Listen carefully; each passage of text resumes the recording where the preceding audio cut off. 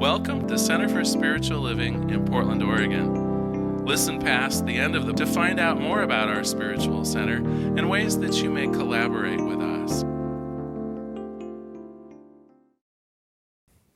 Happy Sunday, everyone. Glad you're here. We're using Matt Kahn's book, Everything is Here to Help You. And if you'll remember last week, we talked about the three things that aren't here to help you. So I want to recap those really quickly.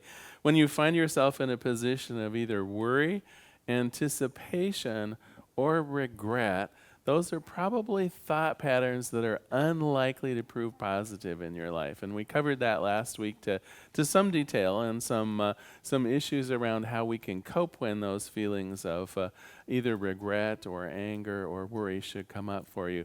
But today it's all good news. Literally everything else is here to help you. Now, some of you, probably all of you are like, yeah, well, what about, I can give you a list of some things that when they happened to me or when I felt them, didn't seem like they were here to help me. And today we're going to talk about that in more particular. But I think where I want to start is actually the premise of the idea that everything is here to help you. It's a very science of mind proposition we have going here. First of all, if we believe that God created everything and created it out of itself, it leads us to the conclusion, of course, that we're part of the divine, that we're part, in fact, of God's experience of the universe. There's nothing outside of God, and so what happens to us and our perception of the world, our consciousness in its own way, is part of a smaller piece of the overall divine. And so it always brings up the question in my mind, well, why wouldn't God want to support itself? Why would God somehow subscribe to the theory of hard knocks? Have you heard the theory of hard knocks, that you don't get anywhere unless you really suffer? I think that's kind of crazy in a way. Why would God choose suffering for itself through us? Now, certainly in Science of Mind, we believe that we're given free will. And so that would be my primary explanation why things sometimes go horribly wrong. It's because I'm powerful enough to really make some decisions that are stinkers from time to time. And of course, I'm in the company of other people that are only too human as well. And sometimes our stinkeriness overflows and makes itself apparent in the lives of other people. And so, yeah, things, as they say, happen, but otherwise, everything really is here to help us. Let me explain. Matt Kahn does a lovely job in the book of taking quite a grocery list of all of the things that maybe seem negative in our lives, or feelings that when they arise bring the idea of negativeness into our world, and one by one knocks them down. One by one explains why, well, on the surface this does look pretty bad, but let's take another look. And so I've selected three of what I think of as primary ones out of the book today that I want to discuss. The first one is a difficult one. It's loss. And whether you've lost a friend or a family member, whether you've suffered a loss in your home or of property, when things like that come up, doesn't it feel like a part of you is missing? And what Matt Kahn says is, this is actually useful for the development of our spirit. Not that we need to go through a loss in order for our consciousness to grow, but when we do go through a loss, it's reminding us that we are not beholden to other people and other things. It's that reminder that there's a part of us connected into something even higher, that we don't need to look towards a friend, we don't need to look towards our living situation, we don't need to look towards our home or our families for the definition of who we are and the power that we have. It's the reminder that our primary connection is to Spirit itself. And so when we feel a loss, if maybe some of our property is vandalized, when we feel a loss, a friend has passed on or a loved one has made their transition, certainly we feel that loss. That's appropriate. That's what the grieving process is about. And we know that the grieving process can take, whatever it takes for an individual.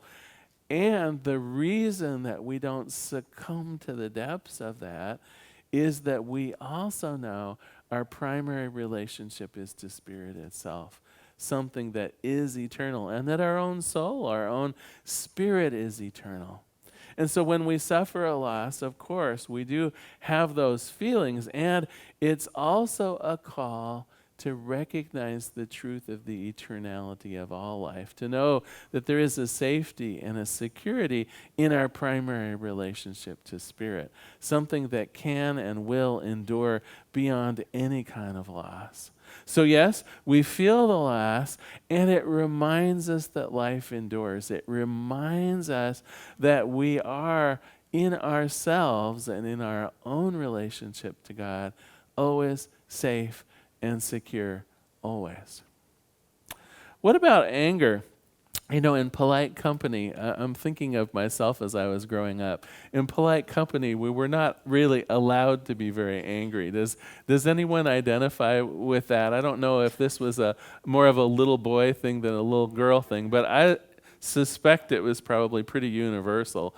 When the anger rises, when you're like purple and like pissed off beyond all content, there's a little voice from childhood that says, "Larry, what are you doing?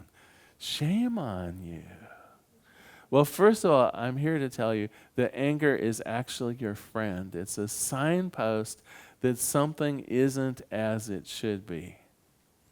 So feel the feelings. There's nothing wrong with that shortness of breath and that, the face gone purple and the anger that's coursing through you. It's appropriate when things aren't right that you have a feeling to remind you of it. So have that feeling. It's also, though, a sign that you need some space. And I remember, I think my mom was probably pretty smart. When I was a little one, she said, "I think it's time for a timeout, and we'll talk about this later."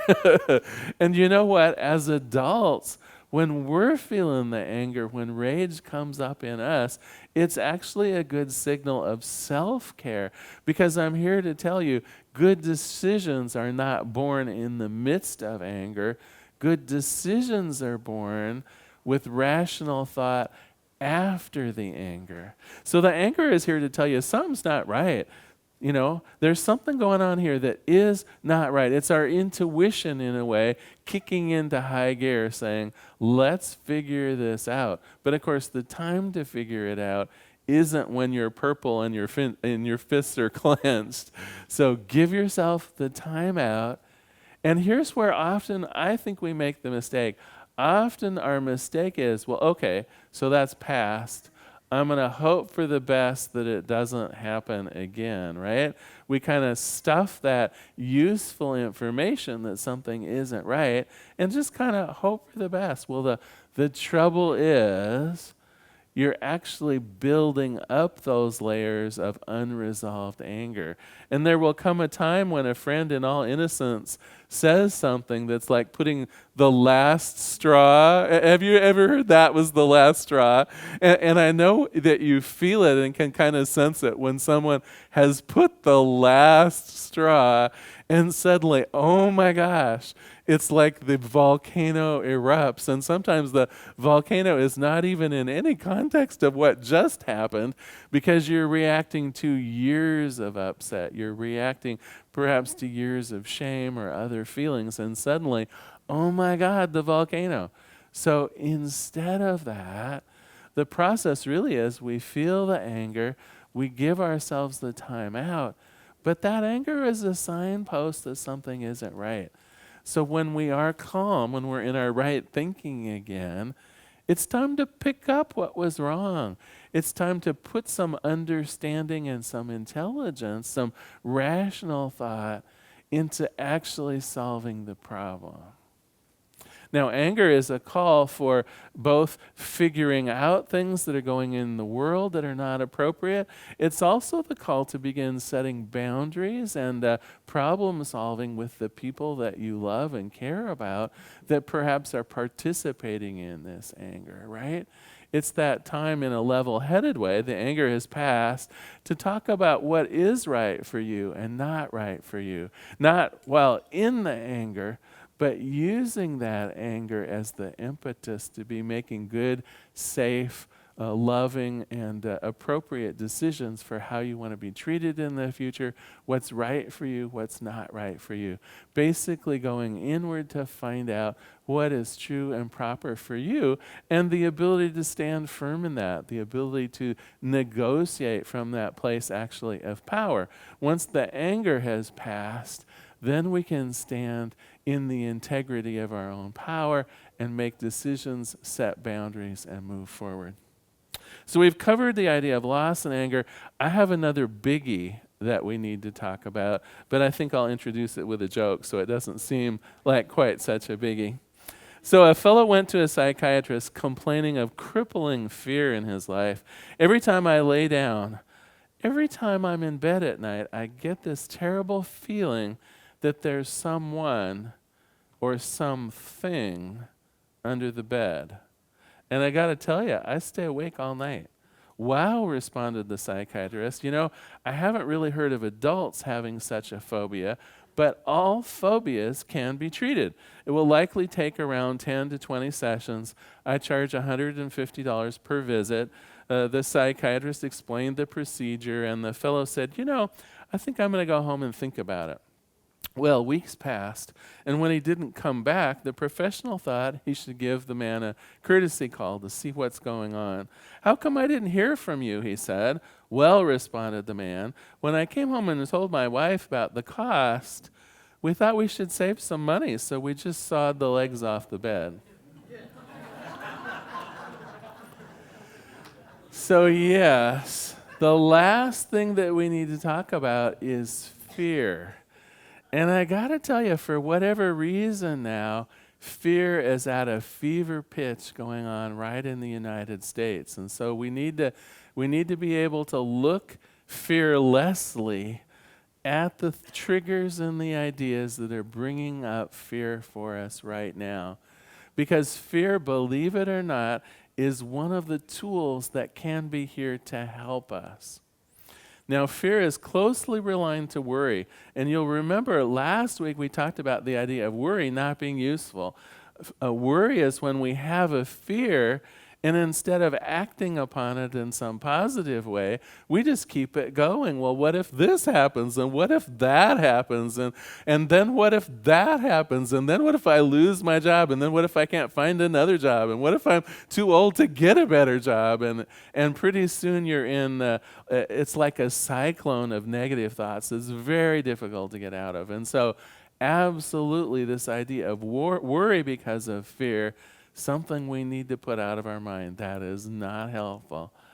But fear itself, believe it or not, is your intuition again telling you that something isn't right. It's that niggling notion that something is about to happen or happening right now or could happen. And so again, once we have allowed that emotion to process, now how does fear typically present itself in our body? It could be that shortness of breath. Have you ever had the feeling like the hairs on your hands and the back of your neck were kind of standing up? That sense, a little bit of dread, that sense of there's something wrong here. That some people will even say that it comes to them almost as like a bad smell or a bad taste in their mouth, almost as though some of their other senses are involved, to let them know something isn't right in the world. Well, once again, the experience of the feeling itself is there to be processed. We comfort ourselves. We do what is necessary right in the moment. Sometimes fear means we need to run across to the other side of the street or to dial 911. And of course, for those kinds of fears, we immediately take action in whatever we need to do to be safe. But so often there isn't something to be done. We allow the fear to process through us in that chemical way. In about a minute or about 2 minutes at the most, that chemical sense of fight or flight will dissipate. And that's when we engage our thought process. What is Spirit telling me isn't quite right? What plans can I put into effect that will mitigate this fear? Last week I teased you with an example. Most of us have either been teenagers or have teenagers. Well, in fact, I guess if you have one, you, by definition, we're the other. In any case, everyone knows that, of course, for many, many years, our job is what? Absolutely to protect our children at all odds, to keep them safe. And then, gosh darn it, they turn into teenagers, and then eventually adults, and they're self-sufficient. And there comes that in-between time when they're wanting more autonomy, and we're finding it very difficult to imagine that our 16 or 17 or 18-year-old can make all the good decisions they need to be safe in the world. They're staying out all night. They're partying with friends that we're not so sure about, and so on. And of course, there has to come that middle ground between the 5-year-old that needs to be protected and the 50-year-old that's living totally autonomy. It's not just a switch we pull. And so, of course, sometime in there, the fears arrives. Is she safe to be out past 10 o'clock? Is that boy that he's hanging out with into drugs? Those fears will come up. Those fears will come up, and they are a signpost that, yes, something does need to be done. So we allow the chemical part of the fear to pass through us, and then we don't just hope for the best. Now is the time to engage our thought processes. Where am I in this continuum? There still needs to be the element of my longer life and life wisdom around what's safe and what's not.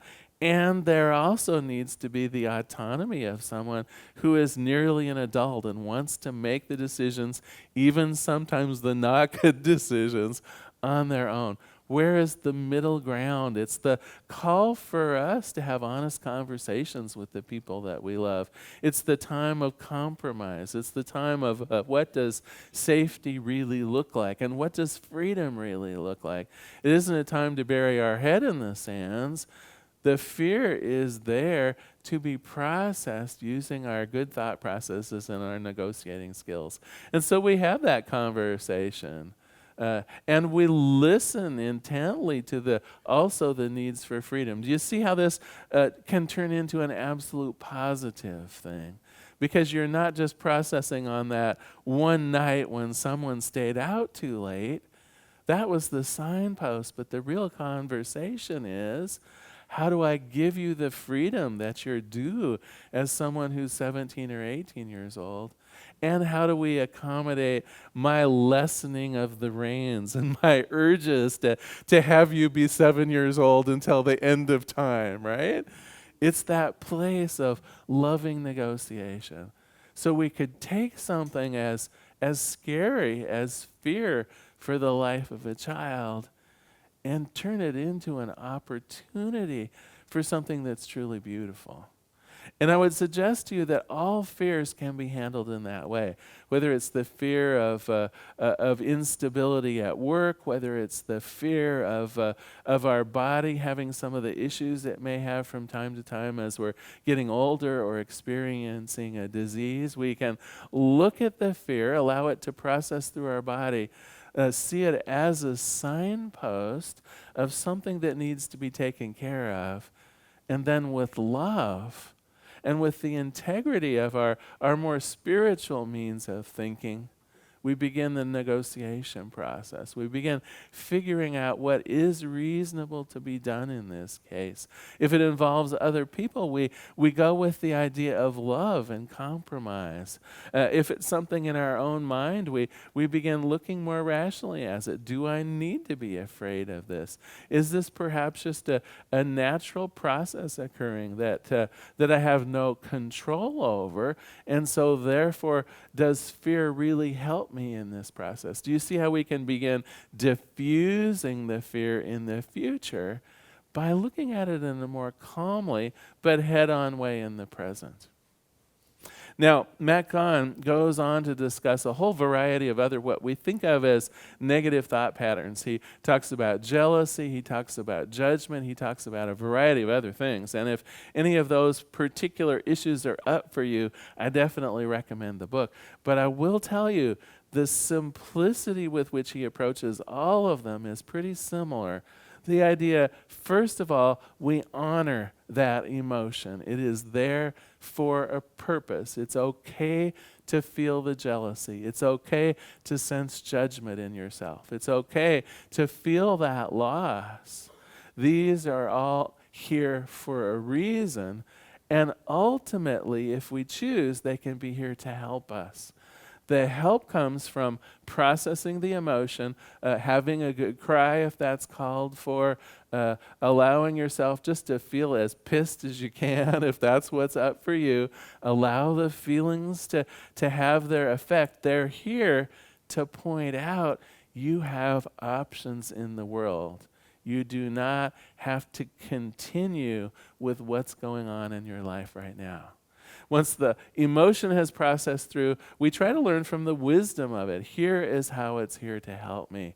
If it's jealousy, do we need to talk about this relationship and what is true and good for each of the people in it? What are the boundaries that we will hold together as a couple or as in a friendship? If it's an issue of fear, is it something that can be worked out between people? Or is it something more internal? A signpost for me to really look, is my fear reasonable? Can I take action on it? What I love about the book is it really portrays all of our negative emotions in their potential for good.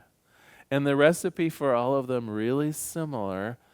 We allow the feeling to occur. We have our good scream in the car, or however it is that you feel called to work out of emotion, but you allow it to occur because that's the fuel, if you will, that will move you forward later into keeping on with whatever's going on, to allow your intuition to plug into some of that energy and really figure it out, so that it is more resolved. Tell another peel of that onion has been removed to reveal to you maybe some more inner work to do. So it really is a good news story. Having said that, when you're in the middle of the anger, when you're in the middle of the loss, when those feelings of jealousy or whatever it is are on you, know that this too shall pass. Know that this is not defining you. Know that you're having the feeling. The feeling isn't having you, right? And doesn't it feel like the feeling is having you? So allow it to just process through you. Bless yourself. Treat yourself with gentleness. Remind yourself that the feeling is here because something isn't quite right. Give yourself the permission to allow the feeling, that the wave of whatever the negative emotion might be, to pass through you. And then give yourself the permission to deal with it. Once that calmness and that inner wisdom self becomes present again, what can I do in terms of safety? What can I do in terms of boundaries? What can I do in terms of holding myself up in high enough esteem to have myself treated the way that I wish, the way I desire, the way I deserve? And then becomes, hopefully, the game, almost the pleasure of figuring out what can be done. Sometimes it will involve honest conversations with others. Sometimes it involves just honest conversations with ourselves, right? But in any case, we look at what triggered the fear. We look at what triggered the upset or the anger. We don't just sweep it under the rug and hope for the best. That's why that signpost, that emotion was there. I'm going to do something about it. I'm going to negotiate a different set of boundaries with that coworker or with that boss. I'm going to keep myself safe. I might just be, in my own mind, the necessity of looking at something a little differently. Do I really need to be afraid of that? Probably not. It's just part of what's going on. I don't like it, but I probably also don't need to worry or be fearful of it. Make sense? Well, I'm going to close today. I often craft particularly lovely treatments for you to close the sermon. And today I discovered that Matt Kahn had done it for me. So I'm going to use his right out of the book. He says, I accept that everything I experience is here to help me. Whether representing patterns of emotional debris clearing out of my field or acknowledging as layers of unconscious healing, I honor each thought, I honor each feeling for its highest evolutionary benefit. I embrace the nature, even of adversity, when it helps to create a proper melting point to transform my personal life. I acknowledge a deeper reason for fear as signals from the universe of impending moments of growth. Instead of getting tangled up in the sounds and feelings of conflict, I can respect, honor, and welcome each spiritual ally for its highest evolutionary benefit. In doing so, I serve my purpose as an angel in human form, incarnated to uplift the collective without having to dim my light or match its vibration to those around me. I give great thanks for this wisdom. I recognize in it my own self and my own life. I release this prayer into the activity and action of the law itself. I let it be. And together we say, and so it is. Thank you so much for being here today. So glad you were here today. Thank you.